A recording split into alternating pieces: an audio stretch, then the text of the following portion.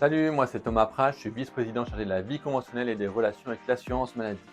J'ai participé durant toute l'année 2022 aux négociations conventionnelles avec l'équipe de la FFMKR et ensuite au Négo Flash en juin 2023. C'est pour ça que je suis là devant vous.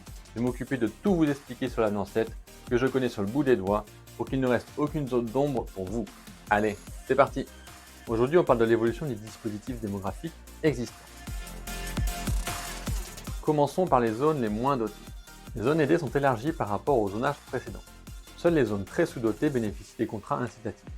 Mais ces zones sont élargies pour couvrir 15% de la population, et même 17,5% une fois la marge ARS utilisée pour élargir ces zones comme le permet l'API. Donc 17,5% de la population couverte contre 12,5% actuellement. Les contrats incitatifs actuels sont conservés mais évoluent légèrement. Le contrat d'aide à la création de cabinet, 49 000 € sur 5 ans, sera versé plus rapidement, en 4 fois au lieu de 5. Il est précisé que l'on peut bénéficier en cas de reprise d'un cabinet dont le titulaire cesse complètement son activité et également en cas d'exercice exclusif à domicile.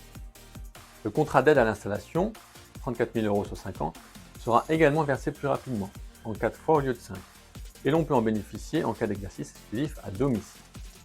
Enfin, le contrat d'aide au maintien d'activité est augmenté et passe à 4 000 € par an au lieu de 3 000 actuellement.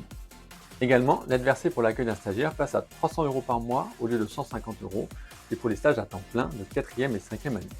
Enfin, la grande évolution concerne la condition de réalisation de ces contrats. Il fallait auparavant réaliser 50% des actes auprès de patients résidant dans les zones aidées, ce qui posait des problèmes, notamment pour les kinés exerçant à côté de zones intermédiaires. Cette condition est remplacée par l'obligation de réaliser 50% de son activité dans la zone aidée, la zone très sous-dotée. Ces évolutions étaient nécessaires pour sécuriser ces aides. L'augmentation des aides au maintien permet de compenser un peu leur baisse liée à l'avenant 5. Puisque l'avenant 3 donnait une aide de 3 000 € par an et une exonération d'URSSAF, cette exonération a été remplacée par une aide directe de 2 600 €, portant l'aide au maintien à 5 600 € par an. L'avenant 5 a baissé cette aide à 3 000 € par an et l'avenant 7 la remonte à 4 000 € par an. J'espère qu'avec cette vidéo, vous avez tout compris. A très bientôt. En attendant, avec la FFMKR, c'est clair.